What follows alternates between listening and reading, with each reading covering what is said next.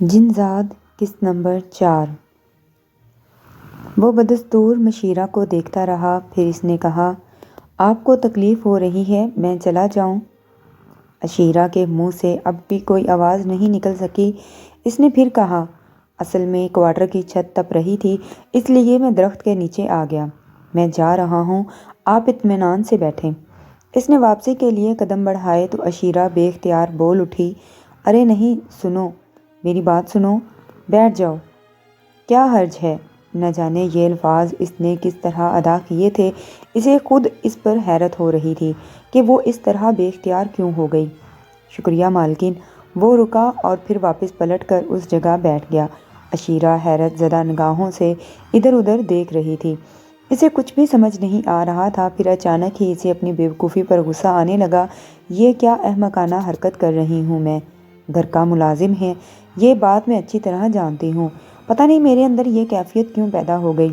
وہ خاموشی سے عشیرہ کو دیکھ رہا تھا۔ عشیرہ بولی، میں عشیرہ ہوں، میں جانتا ہوں، اس نے بدستور محبت بھرے لہجے میں کہا۔ عشیرہ کی سمجھ میں نہیں آ رہا تھا کہ وہ اس سے کیا بات کرے۔ جو منہ میں آ رہا تھا الٹا سیدھا کیے جا رہی تھی۔ کہنے لگی، تو تم نے کھانا کھا لیا؟ وہ بدم سی مسکراہٹ کے ساتھ بولا، مجھے نہیں معلوم کہ یہاں کھانا کون دیتا ہے۔ ارے اوہو، اس کا مطلب ہے کہ تم ابھی تک بھوکے ہو۔ عشیرہ کو اپنے اندر ایک ہلکی سی بے چینی کا احساس ہوا۔ میرے لیے کوئی نئی بات نہیں ہے مالکن، کافی عرصے سے بے روزگار ہوں، اکثر دوپہر کا کھانا کم ہی ملتا ہے۔ اب چونکہ بڑے مالک نے مجھے نوکری پر رکھ لیا ہے اور کھانے اور کپڑے کی بات بھی کی ہے تنخواہ کے علاوہ، اس لیے اب مجھے کھانا مل جایا کرے گا۔ عشیرہ کا دل ہمدردی سے دھڑک اٹھا، اسے اس کی یہ بات درد بھری لگی تھی۔ وہ بے اختیار بولی، نہیں، میرا مطلب ہے آؤ آؤ، میں بہت شرمندہ ہوں، آؤ براہ کرم میرے ساتھ آؤ۔ کہاں؟ وہ گھبرائے ہوئے سے لہجے میں بولا، میں بہت شرمندہ ہوں، آ جاؤ۔ آپ کہاں تکلیف کریں گی مالکن؟ میں مالکن نہیں ہوں۔ تم بار بار مجھے مالکن کیوں کہہ رہے ہو؟ میں تمہیں اپنا نام بتا چکی ہوں، میرا نام عشیرہ ہے، اور بس۔ آؤ، تم آتے کیوں نہیں؟ عشیرہ کو اس کی بھوک کا شدید احساس ہو رہا تھا۔ وہ ایک بار پھر اٹھ کھڑا ہوا۔ ہمدردی میں عشیرہ اس نازک صورتحال کو بھول چکی تھی کہ وہ اس سے کیا کہہ رہی ہے، وہ کیوں اس کے ساتھ ہے۔ اسے تو صرف یہ یاد رہا کہ وہ بھوکا ہے۔ بہرحال وہ اسے ساتھ لیے کچن میں آئی، پھر اس نے اسے کھانا نکال کر دیا۔ باورچی خانے میں کوئی ایسی جگہ نہیں تھی جہاں وہ بیٹھ سکے، اس لیے وہ ٹرالی لیے ہوئے اپنے کمرے کی جانب چل پڑی۔ آ جاؤ، میرے ساتھ آ جاؤ۔ یہ پہلا اجنبی تھا جسے وہ بے دھڑک اپنے کمرے میں لے گئی۔ پھر اس نے کھانا میز پر سجایا، پھر اسے دیکھا۔ اس کی آنکھوں میں ممنونیت کے جذبات تھے۔ وہ کہنے لگا، میں آپ کا صرف ایک ڈرائیور ہوں عشیرہ صاحبہ، آپ مجھے بہت عزت دے رہی ہیں، اس میں کیا فرق پڑتا ہے؟ ہر شخص اپنا کام کرتا ہے، آپ کو میرے بارے میں نہیں معلوم میں یہاں کیا کرتی ہوں۔ چلیے براہ کرم کھانا کھائیے، مگر کھانا تو آپ نے بھی نہیں کھایا، وہ بولا، اور عشیرہ چونک کر اسے دیکھنے لگی۔ ہیں؟ آپ کو کیسے معلوم؟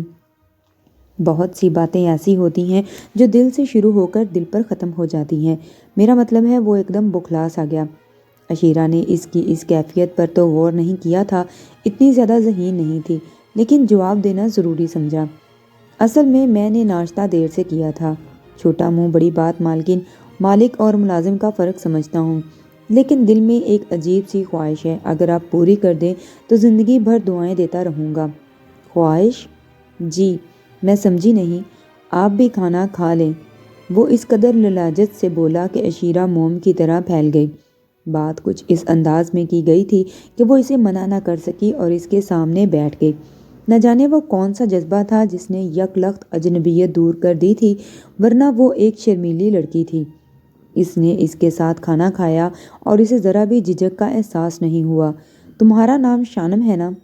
ہاں، عام طور پر اسے ایسے لوگ، میرا مطلب ہے ایسے نام نہیں ہوتے، عجیب سا نام ہے مگر ہے بہت پیارا۔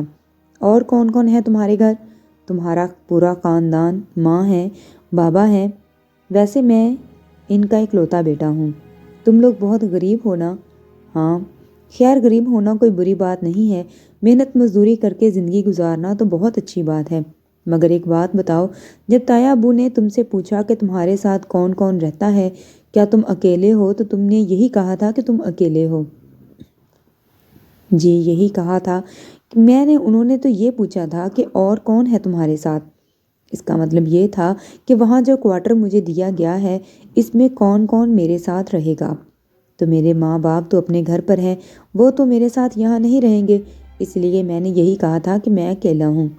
باہر کوئی کھٹکا سا سنائی دیا تو شیرا اس طرح چونک کر چاروں طرف دیکھنے لگی جیسے اب تک اسے یہ احساس ہی نہ ہو کہ وہ کیا بکر بیٹھی ہے، کون اس کے ساتھ ہے، کیا کر رہی ہے وہ۔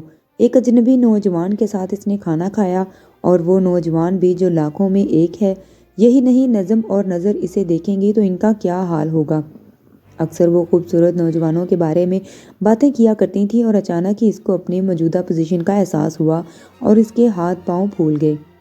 ارے بس اب تم جاؤ، اگر کسی نے دیکھ لیا تو موت آ جائے گی۔ جی مجھے اندازہ ہے، آپ بے فکر رہیں، دور دور تک کوئی نہیں ہے، تمہیں کیا معلوم، پلیز تم جاؤ۔ عشیرہ اب بالکل ہی دہشت زدہ ہو گئی تھی۔ جی اس کھانے کا اور آپ کی اس عزت افزائی کا جتنا شکریہ ادا کروں کم ہے، یہ کہہ کر وہ باہر نکل گیا۔ چند منٹ گزرے تو عشیرہ دروازے کے باہر آئی۔ اس نے ادھر ادھر نگاہیں دوڑائیں، دور دور تک کوئی نہیں تھا۔ یہ میں کیا کر بیٹھی، یہ ضرورت، یہ ہمت میرے اندر کہاں سے آئی، اس نے سوچا اور بے سدھ ہو کر مسہری پر گر پڑی۔ یہ مجھے کیا ہو گیا ہے آخر، وہ ایک اجنبی شخص ہے، میری تو اس سے ایک سے زیادہ ملاقاتیں بھی نہیں ہوئی، میں نے اتنی بے تکلفی سے اسے اپنے کمرے میں کیسے بلا لیا، ایک اجنبی کو۔ لیکن اس خیال پر دل نے پکار کر کہا کہ وہ اجنبی نہیں ہے۔ عشیرہ نے اپنے آپ سے سوال کیا، پھر بھی وہ ایک ڈرائیور ہے، صرف ڈرائیور، نہ جانے کون ہے، کہاں سے آیا ہے۔ ذہن اسی کشمکش میں مبتلا تھا، لیکن اس سوچ میں ایک انوکھی لذت بھی تھی، اور نہ جانے کتنا وقت گزر گیا۔ جب ہوش آیا تو 5 بج چکے تھے۔ ایک دم اس کا دل دھک سا گیا۔ صبح بے شک بچ گئی تھی، لیکن اب شامت زیادہ دور نہیں تھی۔ ہانپتی کانپتی باورچی خانے پہنچی تو ٹرالی سجی ہوئی تھی، اس پر ہر چیز موجود تھی، چائے بالکل تیار تھی۔ کیتلی کی ٹونٹی سے بھاپ کی ایک لکیر اٹھ کر فضا میں بلند ہو رہی تھی۔ وہ آنکھیں بند کر کے دیوار سے ٹک گئی۔ میرے معبود، میرے معبود، یہ سب کیا ہے، یہ سب کیا ہے؟ میرے انوکھے خواب جنہیں میں خواب نہیں کہہ سکتی، وہ کون ہے جو میرے لیے یہ سب کچھ کرتا ہے؟ میرے اللہ، میں کس منہ سے تیرا شکریہ ادا کروں؟ بار بار میری جان سولی پر سے بچ جاتی ہے۔ وہ لوگ تو مجھے زندہ دفن کر دیں گے، دشمن ہی دشمن بکھرے ہوئے ہیں چاروں طرف۔ لیکن جو کچھ ہو رہا ہے یہ کیا ہے؟ وہ ٹرالی کھینچتی ہوئی باورچی خانے سے نکل آئی۔ ناشتے کے کمرے میں سب موجود تھے۔ مشیرہ خالہ کو بھی صبح سے کھانے کو کچھ نہیں ملا تھا، اس لیے وہ اپنی تکلیف کو بھول کر فوراً ہی ٹرالی کی طرف متوجہ ہو گئی۔ عشیرہ نے ان کے لیے چائے نکالی اور اس وقت اس میں نمک ڈالنا نہ بھولی۔ پھر اس کی پہلی رات اب تک کی تمام راتوں سے مختلف گزری۔ اس کے ذہن میں بار بار شانم کا چہرہ آ جاتا تھا۔ شانم کے انداز میں کتنی اپنائیت تھی، کتنی محبت سے مجھ سے بات کر رہا تھا، کیا خوبصورت سا نوجوان ہے، بہترین جسامت کا مالک۔ کہتا ہے اس کے بھی لوگ موجود ہیں، بیچارہ اتنا غریب ہے، ماں باپ کی غربت میں زندگی گزار رہے ہوں گے۔ بہرحال آدھی رات تک وہ اس کے بارے میں سوچتی رہی، پھر رات گزر گئی اور اس کے بعد دن۔ سب لوگ شانم سے بہت خوش تھے، بڑا ہنس مکھ نوجوان تھا۔ نظم اور نثر اس کی آنکھوں کو دیکھ چکی تھیں، جب بھی وہ سامنے آتا وہ دونوں خسر پسر کرنے لگتی۔ البتہ یہی شکر تھا کہ ان کا نظریہ ذرا مختلف تھا۔ وہ انسان کو صرف شکل و صورت سے نہیں بلکہ اس کی حیثیت اور دولت کے ترازو میں تولتی تھی، اور اس لحاظ سے یہ ڈرائیور ان دونوں کے لیے بالکل بے مقصد چیز تھا۔ ان کے بارے میں وہ یہ ضرور کہہ سکتی تھی کہ وہ ایک خوبصورت نوجوان ہے، پتہ نہیں اس کا ماضی کیا ہے۔ یہ بات تو کتنی بار عشیرہ کے ذہن میں بھی آئی، لیکن اس نے بھی اس سے چھپ کر ملنے کی کوشش نہیں کی۔ بہت سے مرحلے گزرتے گئے، عشیرہ کے نادیدہ ہمدرد اس کے ہر مسئلے میں اس کے سامنے آ جاتے تھے، اور ایک خاص بات یہ بھی تھی کہ اس دوران گھر کے تمام لوگوں کو عقل آ گئی تھی۔ انہوں نے یہ بات خاص طور سے محسوس کر لی تھی کہ اگر عشیرہ کو برا بھلا کہا جاتا ہے تو غیبی طور پر انہیں سزا مل جاتی ہے۔ اس سلسلے میں باقاعدہ گفتگو بھی ہوئی تھی۔ مشیرہ بیگم نے کہا کہ یہ کیا ہو رہا ہے آخر اس گھر میں؟ کیا ہوا؟ خیریت مشیرہ باجی، میں اس لڑکی کے بارے میں سوچتی ہوں، پتہ نہیں مجھے تو یوں لگتا ہے جیسے اس پر کوئی جن کا سایہ ہو گیا ہو، نکھرتی ہی جا رہی ہے۔ اس کے خلاف اگر کوئی بھی کام کرتے ہیں تو ہمیں اس کی سزا مل جاتی ہے۔ معظم علی ہنسنے لگے۔ چلیں، اس طرح آپ لوگوں کے دل میں اس کے لیے نرمی تو پیدا ہوئی۔ خاک نرمی پیدا ہوئی۔ یہ تو صرف ڈر ہے جو ہمارے دل میں بیٹھ گیا ہے، طاہرہ بیگم نے کہا۔ غرض کے شاہ تم اتنی بے باکی سے عشیرہ کے دل میں داخل ہو گیا تھا۔ دونوں نے ایک دوسرے سے اس موضوع پر کوئی بات نہیں کی، لیکن عشیرہ کی بے چین نگاہیں اس کو تلاش کرتی رہتی تھیں اور وہ طرح طرح سے عشیرہ کے سامنے آ جاتا تھا۔ صاف ظاہر ہوتا تھا کہ وہ دونوں ایک دوسرے سے محبت کرنے لگے تھے۔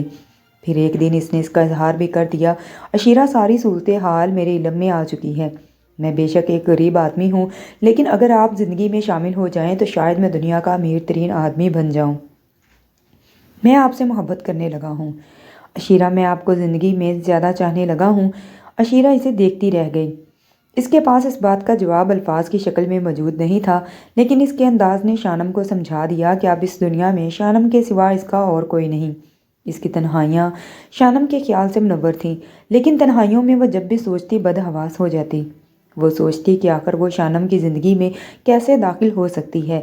اس گھرانے میں وہ سب کی نگاہوں کا کانٹا تھی، لیکن بھلا معظم علی کیسے پسند کرتے کہ وہ ان کے بھائی کی بیٹی ڈرائیور کے ساتھ منسوب ہو جائے۔ شانم کی ہر بات کے جواب میں وہ خاموش رہی۔ آخر ایک دن اسی املی کی تاریخی درخت کے نیچے شانم نے اس سے سوال کر ہی لیا، عشیرہ آپ کی خاموشی مجھے خوف میں مبتلا کر دیتی ہے کہ کہیں میری محبت یک طرفہ تو نہیں۔ خدا را اگر ایسی بات ہے تو مجھے بتا دے، میں معمولی انسان ہوں، اپنی دنیا میں لوٹ جاؤں گا، لیکن یہ الجھن مجھے پاگل کیے دیتی ہے۔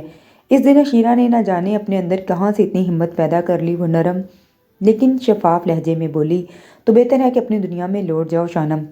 تم نہ جانے کیا سوچ رہے ہو، یہ ماحول، یہ گھر انہیں قبول نہیں کرے گا۔ تم خود ہی دیکھ چکے ہو اور سمجھ چکے ہو کہ میری یہاں کوئی عزت نہیں، لیکن وہ لوگ بھی یہ پسند نہیں کریں گے کہ میں صرف آپ کی بات کر رہا ہوں عشیرہ۔ مجھے صرف اپنی مرضی بتائیے، باقی معاملات میں قسمت پر چھوڑ دوں گا۔ اگر آپ کی مرضی کے بعد میں آپ کو حاصل کرنے میں کامیاب نہ ہو سکا تو میں آپ سے کوئی شکوہ نہیں کروں گا۔ اس دن شانم کی خاموشی یک زبان ہو گئی تھی۔ میں تمہیں دل و جان سے چاہتی ہوں شانم، میں تم سے پاگلوں کی طرح محبت کرتی ہوں۔ میرا اس دنیا میں تمہارے سوا کیا رکھا ہے؟ تم ایک بدنصیب لڑکی ہوں میں، خدا نہ کرے کہ میری نحوست کا سایہ تم پر پڑے۔ یہاں سے نوکری چھوڑ دو، کہیں اور چلے جاؤ، کہیں یہ ظالم لوگ تمہاری بھی زندگی خراب نہ کر دیں۔ وہ دیوانی ہو گئی اور اس نے شانم کا سر اپنے سینے میں بھینچ لیا۔ شانم کے ہونٹوں پر مسکراہٹ پھیل گئی۔ خدا کرے تمہاری پوری زندگی مجھے مل جائے۔ عشیرہ تم خود کو منحوس کیوں کہتی ہو؟ وہ بڑے پراعتماد لہجے سے مسکراتا ہوا بولا، تم ان لوگوں کو نہیں جانتے شانم، تم ان لوگوں کو نہیں جانتے۔ عشیرہ سسکیاں لیتے ہوئے بولی، ایسی بات نہیں ہے، بلکہ یہ سب لوگ مجھے نہیں جانتے عشیرہ۔ اب تم باقی معاملات مجھ پر چھوڑ دو، جو کچھ کروں گا میں کر لوں گا۔ تمہارا کام صرف اتنا ہے کہ تم مجھے اپنے دل کی بات بتا دو، باقی ذمہ داری میری ہے۔ شانم کے لہجے میں بڑا پراعتماد تھا، اور نہ جانے یہ اعتماد کسی طرح عشیرہ کے دل میں بھی منتقل ہو گیا۔ اسے یوں لگنے لگا جیسے شانم واقعی ہی کچھ کر لے گا۔ اس احساس کے ساتھ اس کے اندر ذرا سی بے باکی پیدا ہو گئی تھی۔ دوسرے دن دوپہر کو جب املی کے درخت کے نیچے ان کی ملاقات ہوئی تو شانم کے ہونٹوں پر ایک عجیب سی مسکراہٹ پھیلی ہوئی تھی۔ وہ غور سے شانم کو دیکھنے لگی، پھر نظریں جھکا کر بولی، تم بہت خوش ہو شانم؟ ہاں عشیرہ، میری تو زندگی کا مقصد ہی تم ہو۔ تمہیں نہیں معلوم کہ میں نے تمہارے لیے کس طرح جدوجہد کی ہے۔ عشیرہ نگاہ اٹھا کر اس کی طرف دیکھنے لگی، پھر بولی، مگر اب ہوگا کیا؟ معصوم سی لڑکی، یہ حقیقت ہے کہ میں نے تم سے زیادہ سیدھی سادی لڑکی اور کوئی نہیں دیکھی۔ تمہارے منہ سے آج تک وہ نہیں نکلا جس کی میں توقع کر رہا تھا۔ عشیرہ نے سادہ سی نگاہوں سے اسے دیکھا اور بولی، کیا؟ کچھ نہیں، یہ بعد میں بتانے والی بات ہے۔ میں پھر وہی سوال کر رہی ہوں کہ اب ہوگا کیا؟ اب میں پھر تمہیں وہی جواب دے رہا ہوں کہ یہ تمہاری نہیں میری ذمہ داری ہے۔ وقت کی ہر شاخ میری طرف جھکے گی اور ہم آخرکار اپنی منزل پا لیں گے۔ میں تم سے شادی کر لوں گا عشیرہ، اور پھر ہم دونوں مل کر رہیں گے۔ عشیرہ نے عجیب سی نگاہوں سے اسے دیکھا اور پھر بولی، شانم، اب تو میں تمہارے بارے میں بہت سوچنے لگی ہوں۔ بعض اوقات طرح طرح کے خیالات میرے دل میں آتے ہیں، مجھے نہیں بتاؤ گی عشیرہ؟ شانم نے کہا، کیا بعد میں تم یہیں اس گھر میں رہو گے، ان لوگوں کے ڈرائیور بن کر؟ یہ سب اس بات سے خوش تو نہیں ہوں گے؟ پہلی بات تو یہ ہے کہ ہمیں ہماری منزل ملنا ہی مشکل ہو جائے گی، دوسری بات یہ کہ طاہرہ بیگم اور مشیرہ بیگم دونوں ہماری بدترین دشمن رہیں گی اور انہی کے اثرات دوسروں پر بھی رہیں گے۔ نظم اور نثر بہت بری ہیں، کسی کی بے عزتی کرنے سے بھی نہیں گھبراتی۔ میں نے تو خیر ان کے درمیان کافی وقت گزار لیا ہے، لیکن اگر انہوں نے تمہاری بے عزتی کی تو مجھے بہت دکھ ہوگا، میں برداشت نہیں کر سکوں گی۔ تم کیا چاہتی ہو عشیرہ؟ تم کہیں اور نوکری کر لینا، کسی بھی کوٹھی میں ہم دونوں مل کر وہاں کے کام کاج کریں گے۔ میں بہت خوش ہوں گی اس بات سے، عشیرہ نے کہا، اور اس کی پیشانی پر پسینے کی بوندیں ابھر آئیں۔ ناک پسینے میں بھیگ گئی، آنکھوں سے شرم کے آثار نمودار ہو گئے۔ شانم نے مسکراتے ہوئے کہا، ٹھیک ہے عشیرہ، ہم اپنے گھر میں رہیں گے۔ میں تمہیں بتا چکا ہوں کہ میرا پورا کنبہ ہے، پورا خاندان ہے، سب لوگ تمہیں خوش آمدید کہیں گے، یہ اچھا ہوگا۔ اور سنو، کسی بھی بات سے خوف کھانے کی ضرورت نہیں ہے، مجھے تم سے اسی طرح برابر ملتی رہنا۔ ہاں، اگر تم نے اس کے خلاف کچھ کیا تو شاید اپنی کوششوں میں کامیاب نہ ہو سکوں۔ تم یقین کرو شانم، میں اتنی ڈرتی ہوں کہ تمہیں بتا نہیں سکتی، تبھی تو تم سے کہہ رہا ہوں۔ تم دیکھو، تمہیں ڈرنے کی ذرا ضرورت نہیں ہے۔ جب بھی کوئی تمہارے خلاف کوئی عمل کرتا ہے تو اس کے ساتھ کیا ہوتا ہے، اس کا تمہیں اندازہ ہے۔ عشیرہ نے معصومیت سے گردن ہلا دی تھی۔ شانم نے جیب سے ایک رومال نکالا اور اس سے عشیرہ کی پیشانی اور اس کے پسینے کے قطرے صاف کرنے لگا۔ پھر اس نے کہا، عشیرہ، میں جو کچھ کر رہا ہوں وہ ہم دونوں کی بہتری کے لیے ہے۔ کسی بھی چیز سے خوف مت کھانا۔ جیسا کہ میں نے تمہیں کہا، میں تمہارے سارے معاملات سنبھالنے کی ہمت رکھتا ہوں اور صلاحیت بھی۔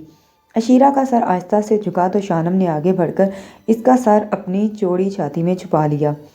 عشیرہ کو بے حد سکون کا احساس ہوا، اسے یوں لگا جیسے سورج کی تپش ایک دم ٹھنڈک میں تبدیل ہو گئی۔ یہ اس کی زندگی کا سب سے انوکھا لمس تھا۔ شانم بھی جذبات میں ڈوبا ہوا تھا۔ پھر اس نے عشیرہ سے کہا، دیکھو ذرا، ادھر دیکھو۔ پتہ نہیں شانم تم نے کس طرف اشارہ کیا تھا؟ عشیرہ نے آنکھیں بند کر کے گردن جھٹکی، پھر بولی، کیا کہہ رہے ہو؟ ادھر دیکھو عشیرہ۔ شانم نے ایک طرف اشارہ کیا اور عشیرہ کی نگاہیں اس طرف اٹھ گئیں، لیکن دوسرے ہی لمحے اس کے ہاتھ پاؤں کی جان نکل گئی۔ وہ بدحواسی میں شانم کے پاس سے ہٹ گئی۔ اس نے جو کچھ دیکھا وہ اس کی روح جسم سے نکالنے کے لیے کافی تھا۔ بڑے گیٹ کے پاس مشیرہ خالہ کھڑی ہوئی ادھر ہی دیکھ رہی تھیں۔ ان کا منہ حیرت سے کھلا ہوا تھا اور یوں لگ رہا تھا جیسے انہیں اپنی آنکھوں پر یقین نہ آ رہا ہو۔ پھر انہوں نے کانوں کو ہاتھ لگائے اور تیزی سے واپس اندر جانے کے لیے مڑ گئیں۔ عشیرہ گر پڑی تھی۔ یہ جو کچھ ہوا وہ اس کی موت کے لیے کافی تھا۔ وہ جانتی تھی کہ بیچارہ ڈرائیور بھلا مشیرہ خالہ کے مقابلے میں کیا کر سکے گا۔ مشیرہ بیگم سب سے پہلے طاہرہ بیگم کو سب کچھ بتائیں گی اور پھر معظم علی کو۔ بمشکل ہی تمام اس کے منہ سے الفاظ نکلے، ہائے میرے مالک، اب کیا ہوگا؟ عشیرہ تھر تھر کانپ رہی تھی۔ شانم اس نے دیکھ لیا اور پھر بولا، بار بار کہتا ہوں عشیرہ کہ سب ٹھیک ہو جائے گا، تم فکر مت کرو۔ نہ جانے کیوں تمہیں مجھ پر بھروسہ نہیں ہے۔ تم بالکل فکر مت کرو، سب کچھ میری ذمہ داری ہے۔ جب تم نے معاملات مجھ پر چھوڑ دیے ہیں تو پھر تمہیں فکر کرنے کی کیا ضرورت ہے؟ مجھ پر اور اپنے آپ پر مکمل اعتبار رکھو۔ اصل میں تم اس قدر معصوم ہو کہ کبھی کبھی مجھے دکھ ہونے لگتا ہے کہ میں تمہیں کتنی تکلیف دے رہا ہوں۔ مجھے ڈر لگ رہا ہے شانم، تم ان لوگوں کو نہیں جانتے، زندہ دفن کر دیں گے مجھے۔ خدا کے لیے ایسی باتیں مت کرو عشیرہ، مجھے ایسے کسی عمل پر آمادہ مت کرو کہ ان لوگوں کو میرے ہاتھوں کوئی نقصان پہنچ جائے۔ کیوں میری موت کا سامان کر رہے ہو شانم؟ کیوں میری موت کا سامان کرتے ہو؟ عشیرہ سسکیاں لیتے ہوئے بولی، تمہاری موت کا سامان نہیں عشیرہ، بلکہ دونوں کی زندگی کا سامان کر رہا ہوں۔ جاؤ، پورے بھروسے اور اعتماد کے ساتھ واپس جاؤ۔ حالات جیسے بھی ہوں مجھ سے ملنا بند مت کرنا، ورنہ میرا دل ٹوٹ جائے گا۔ باقی جہاں تک ان لوگوں کا معاملہ ہے، اگر تم اتنی سادہ لو نہ ہوتی تو بہت کچھ تمہاری سمجھ میں آ سکتا تھا۔ میرا مطلب ہے کہ تمہارا کچھ نہیں بگاڑ سکتے۔ میں جا رہی ہوں، عشیرہ نے خود کو سنبھالتے ہوئے کہا۔ جاؤ پورے اعتماد کے ساتھ، خدا حافظ۔ شانم بولا اور وہ کانپتی کانپتی اندر چل پڑی۔ یہ شانم اس گھر میں ڈرائیور ہے، بھلا وہ لوگ بیچارے کو کیا خاطر میں لائیں گے؟ پاگل ہو رہا ہے میرے لیے۔ میرے دل میں بھی اب جینے کی امنگ پیدا ہو گئی ہے۔ جب اس سے ملتی ہوں تو یوں لگتا ہے جیسے زندگی اسی وقت شروع ہوئی ہے۔ کیا ہوگا ہم دونوں کا؟ مشیرہ بیگم نے جو قیامت ڈھائی ہوگی وہ آخری حد تک پہنچ گئی ہوگی۔ طاہرہ بیگم کی خونی آنکھیں مجھے دیکھیں گی اور میں پانی پانی ہو جاؤں گی۔ لیکن کچھ نہ ہوا، کچھ بھی نہیں۔ وہ پریشان ہوتی رہی یہاں تک کہ دوسرے دن اسے شدید بخار چڑھ گیا۔ ناشتہ وغیرہ تو اسی طرح تیار ہو جاتا تھا کہ اسے ہاتھ بھی نہیں لگانا پڑتا تھا۔ یہ سارے کام کون کرتا تھا؟ کبھی اس کی نگاہوں میں کوئی نہ آ سکا۔ بس سوچتی ہی رہی، کبھی یہ بھی سوچتی کہ اللہ مظلوموں کا ساتھ دیتا ہے۔ یہ سب جو کچھ ہو رہا ہے غیب سے ہو رہا ہے، اس کے علاوہ اور کیا ہو سکتا ہے؟ دوسرے دن وہ بخار کے عالم میں ناشتہ لے کر گئی، لیکن مشیرہ بیگم نے کوئی غضب نہ ڈھایا۔ ابھی تک کسی کے چہرے یا انداز میں کوئی تبدیلی رونما نہیں ہوئی، اور وہ یہی سوچتی رہی کہ اگر مشیرہ بیگم نے طاہرہ بیگم کو ہی بتا دیا ہوتا تو طاہرہ بیگم اتنی گہری نہیں تھیں کہ بات کو چھپا جاتی۔ بہرحال یہ ساری باتیں اپنی جگہ تھیں، لیکن دوسری دوپہر وہ املی کے درخت کے پاس نہیں جا سکی، جبکہ اب یہ اس کا معمول ہو گیا تھا۔ اسے اب بھی بخار تھا، دوپہر کا وقت تھا اور وہ بری طرح بے چین تھی کہ اچانک ہی دروازہ کھلا اور شانم اس کے کمرے میں گھس آیا۔ وہ بری طرح اچھل پڑی تھی۔ کیا کر رہے ہو شانم؟ خدا کے لیے باز آ جاؤ، میں مر جاؤں گی، اور مجھے یہ تک پتہ نہیں چل سکا کہ تمہیں بخار آ گیا ہے۔ چلو میرے ساتھ آؤ۔ کہاں؟ شانم اس کی کلائی پکڑ کر کمرے سے باہر لے آیا۔ وہ لڑکھڑاتے قدموں سے شانم کے ساتھ چل رہی تھی۔ اچانک اس نے سامنے سے نظم اور نثر کو آتے ہوئے دیکھا۔ اس کے پاؤں بے جان ہو گئے تھے۔ نظم اور نثر اسی طرف آ رہی تھیں۔ شانم نے اسے سنبھالا اور بولا، سنبھالو خود کو عشیرہ، سنبھالو۔ وہ دونوں اسی طرف آ رہی ہیں، اسی طرف آ رہی ہیں وہ دونوں۔ نہیں آئیں گی، وہ تمہیں نہیں دیکھ سکتی۔ دیکھو، وہ دوسری جانب مڑی۔ نظم اور نثر ایک طرف مڑ گئی تھی۔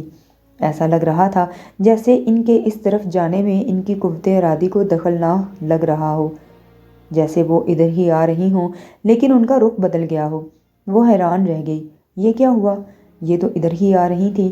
عشیرہ، شانم پر بھروسہ رکھنا سیکھ لو، سب ٹھیک ہو جائے گا۔ چنانچہ وہ اسے ساتھ لیے ہوئے وہاں آ گیا جہاں اس نے دور سے طاہرہ بیگم اور مشیرہ بیگم کو دیکھا تھا۔ دونوں اس راہداری کی چھوٹی دیوار کے پاس ایسے چھپی ہوئی تھی جیسے چوری کر رہی ہوں۔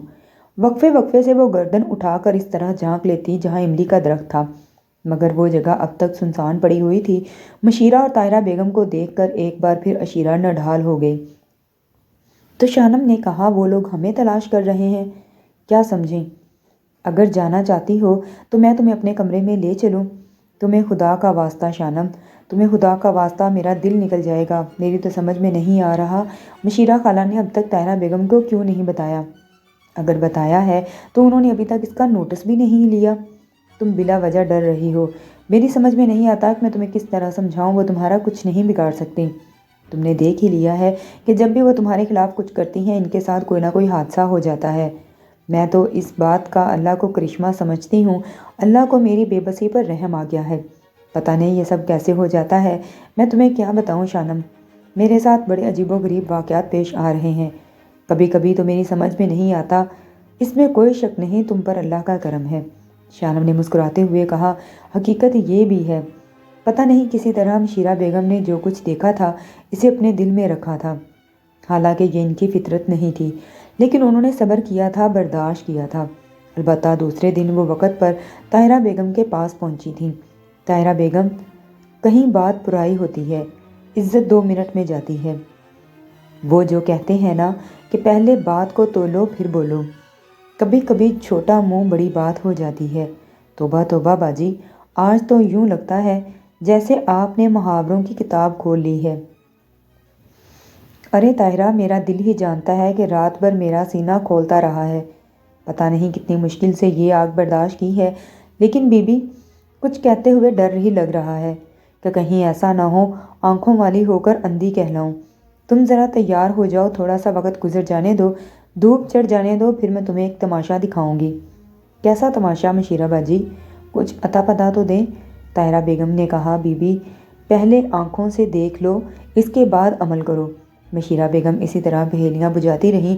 پھر وہ وقت بھی آ گیا جب انہوں نے عشیرہ کو شانم کے ساتھ دیکھا اور وہ طاہرہ بیگم کو لے کر چل پڑیں۔ مشیرہ باجی، کیا بات ہے، کچھ بتائیں تو صحیح۔ مشیرہ نے کہا، ابھی دودھ کا دودھ پانی کا پانی ہو جاتا ہے۔ جی تو دوستو، کہانی کا چوتھا حصہ آپ کو کیسا لگا؟ کہانی اپنے اختتام کی طرف جا رہی ہے۔ امید کرتی ہوں کہ آپ کو یہ کہانی بہت پسند آ رہی ہوگی۔ مجھے کمنٹ سیکشن میں اپنی رائے کا اظہار ضرور دیں۔ ویڈیو اچھی لگی ہو تو میرے چینل کو سبسکرائب کریں، ویڈیو کو لائک کریں، شیئر کریں۔ دعاؤں میں مجھے یاد رکھیں، اپنا بہت سا خیال رکھیں۔ ملتے ہیں پھر بہت جلد ایک نئے ایپیسوڈ کے ساتھ، تب تک کے لیے اللہ حافظ۔